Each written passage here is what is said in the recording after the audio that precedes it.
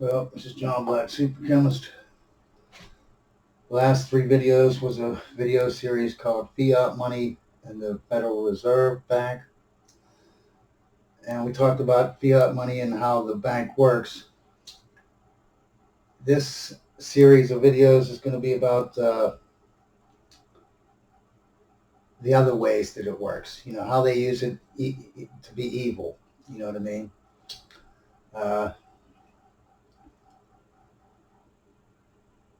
We already know about the one way that how the central bank loans you money, but it comes with debt. You know what I mean? Even if we take all the money in the world and give it back to the bank, that just covers the principal. It doesn't cover the interest. So we'd have to borrow more money. You got to think about it. When they print up the money for the whole country or whatever, you can't pay it all back, right? You're going to pay some of it back. So that's you're never going to get it down. You know what I mean? Your interest you're going to have to pay every year. Now, once you pay so many years, now you need them to print some more money up because you're running out of money, right? And it's just a never-ending cycle. The more they loan you, the more you're in debt. The more you're in debt, the more they print out money. The more they print out money, the more debt you're in. It's just it's a loan shark type thing where you the loan shark, every time he sees you every day, beats you up and takes all your money, and he says that's just for the interest, and then after a week of that, he's like, not only, that's not even the interest. You got to pay more. You know what I mean? The interest is getting higher now. And then you're in for life. It's never ending, right? So let's go over some stuff here. First, there was the Stamp Act of 1765. Okay, that was when America was in a colony. It was a UK colony, from England. And the Stamp Act said that they wanted to give a direct tax onto all Americans, and they wanted us to stop using. They wanted us to use their paper and their stamp, and the only way you can get the paper is through the Bank of England. You know what I mean? And basically, what they were saying was, hey, you can't print up your own money, okay? You know what I mean? Because they had, independent, interest-free, independent currency that they were starting to circulate around the Americas, right? But the king, he wanted you to use his fiat money, all right? We know what fiat money is. It's just debt, never-ending debt that you just keep building up, keep building up. And that was considered a tax, you know what I mean? Because they could just print more money up and suck the money, the value of your money into their money. And that they didn't like that. And that's what, when we had the Revolutionary War, everyone knows that saying, no taxation without representation, okay? That wasn't just really talking about like, regular taxes like tariffs or sales tax or, property tax. The main thing, I mean, it was talking about that too, don't get me wrong. But the main thing was this thing about that they wanted us to have their fiat money. That was what the Revolutionary War was about. We make, in public schools, we tell, we threw the tea over, the English came in with their tea and we threw it over because we didn't want to be taxed. Those taxes were nothing. I mean, we didn't like it because we were taxed on everything, right? But those taxes, hey, if you don't want to pay the tax for the tea, you just don't buy the tea, right? You know what I mean? If you don't want the sugar tax, don't buy sugar that much. But if you fall into the fiat money, it's like a loan shark thing. You know what I mean? You can't get away from it. You know what I mean? And that was what the Revolutionary War was about. That was what we fought. We fought a war to get away from the England so that we could have. So we didn't have to be under the thumb of fiat money. Okay, I mean, can you understand that? That's what that was. If it wasn't for him saying you have to use our fiat money, there would have been no Revolutionary War. Right now, we would be a colony of England. There would be no such thing as the United States of America. All right, that's what it was 90% of what the whole Revolutionary War was about, right? And in 1775, we started that war. In 1776, we became the United States of America. The central bank, or the Federal Reserve Bank, is an institution that regulates and issues currency for a nation. It controls the interest rates, and this is the important part I want you to hear. Well, they're both important, but this is the most important. They control the expansion and contraction of the money supply. I want you to keep that in mind. They control how much money is in the money supply, meaning they control the value of money or inflation, and they collect all the debt. And how do they control the value of money? I want to explain this from the last time too. Whatever your money supply is, that is equal to all your assets in your country. Okay, and I'm simplifying it, but then that's everything in your country, all your businesses, all your land, all your whatever that is, it's equal to your money supply, right? So it doesn't matter whether you make the money supply big or small. It equals, that's the same thing. It equals your assets in your country, all your businesses and crap. So if your money supply is $1, what is it equal to? It's equal to everything in all the assets in your country. What if you raise the money supply up to $1 billion? What does that $1 billion buy you? The same thing. All the assets in your country. What if you take it up to $1 trillion? Still thing. It's still gonna, buy the whatever. But I want you to think about this, right? Let's say you have a house. Come over to your house. It's $300,000. I say, I'll give you $1 for it. You say, no, you're crazy. So I go back home, right? And because I work for the Federal Reserve Bank, I tell the Federal Reserve Bank, call in all the banks in the United States and call in all the loans, tell them you want your money, strong arm them. Then those banks go out and do the same thing to their customers, right? They start repossessing homes and cars and trying to get calling in all their loans, right? Oh, this causes a panic, right? Now all the people run to the bank thinking, well, I got to get my money out before these banks go bankrupt or whatever, you know what I mean? The whole thing, no, wait, I shouldn't have went up.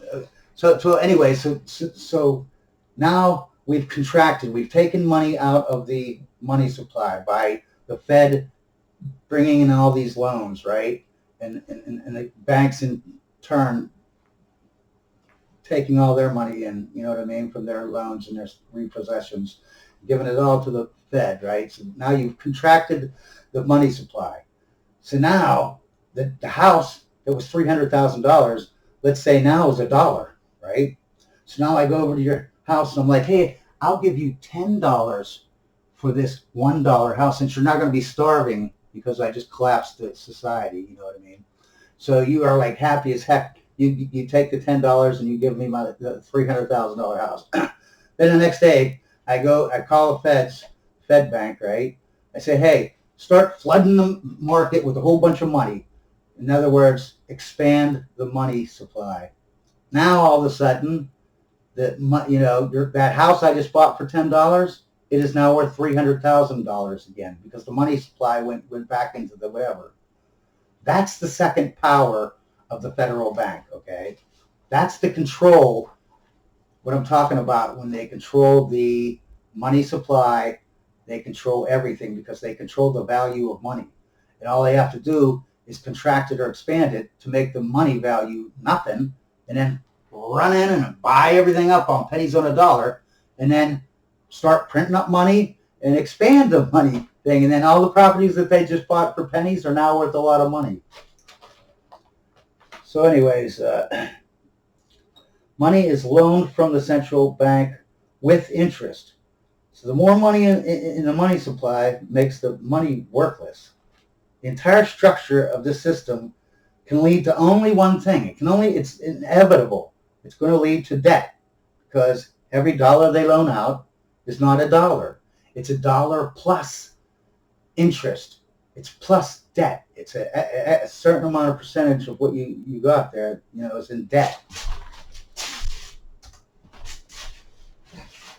And you can never pay that back because there's not enough money to pay the debt back. There's only enough money to pay the principal. So if the only person who makes money, prints money up is the central bank, then where does the money come from the debt? It comes from the central bank also. So the bank must constantly print up money to pay the debt, but this just causes more debt. And this is called economic slavery, okay? It's impossible, and the reason why is because it's impossible for the public or the government to get out of debt. It's a self-generating debt and perpetual debt-making machine. So anyways, let's go into the second way that the first way is just by getting you in debt, and then it's just, you have to borrow money to pay the debt off, but that makes more debt, so you have to borrow more money. Here's the second way, how they screw you over, by controlling the money supply, like how big the money supply is, okay? J.P. Morgan, J.D. Rockefeller, Paul Warburg, Baron Rothschild. Okay, these are just four of the many, elite families out there, like the Bush family. Okay, but Bush families, they're not as known. I mean, they're just as powerful, but they seem to be they seem to cover it up a lot. Like the Rockefellers, everybody knows. Every time something goes bad in the world, they did it. They're right there. But anyways, they pushed for a central bank in 1918, okay? And of course, nobody wanted to have a central bank, right? Because that's insane. That's like saying I want a loan shark to give me money, loan me money, okay? Because you get in that cycle where you owe the loan shark too much money. You can't even pay off the interest. It's never ending. So anyways, so what do these people do? These good people. What they did was they went around and they made rumors that predominant banks in New York were insolvent or bankrupt or going bankrupt. So there's a rush on getting your money out of the bank, because everyone hears this. They're like, whoa, I better get my money out before they go bankrupt. So the banks, in turn, because they have all these people coming in asking for money, right? And they're running out of money to give them. So in turn, they start, they call all their loans in, you know what I mean? Causing people to sell their property so that they can pay the bank loans. If they didn't pay it, repossessions came. And this just spiraled into bankruptcy and repossession. And then a crash. It crashed the market. It crashed the society. You know what I mean? This caused the Panic of 1907. Okay. So this I said up here pushed for back in 1913, but they actually started this before that, because in 1907 this is what happened, and this led to the Panic of 1907, which led to a congressional investigation led by Senator Nelson Aldrich, who shortly afterwards married a Rockefeller. And he said that we need a central bank so a panic like 1907 will never happen again.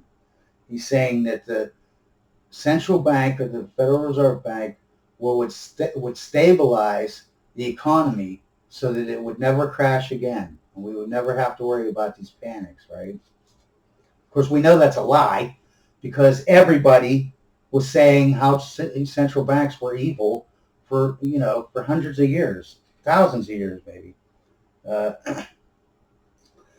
So in 1910, a secret meeting was held on Jekyll Island at the J.P. Morgan estate. They made the Federal Reserve Act, written by bankers, and then they... Okay, we're out of time here, so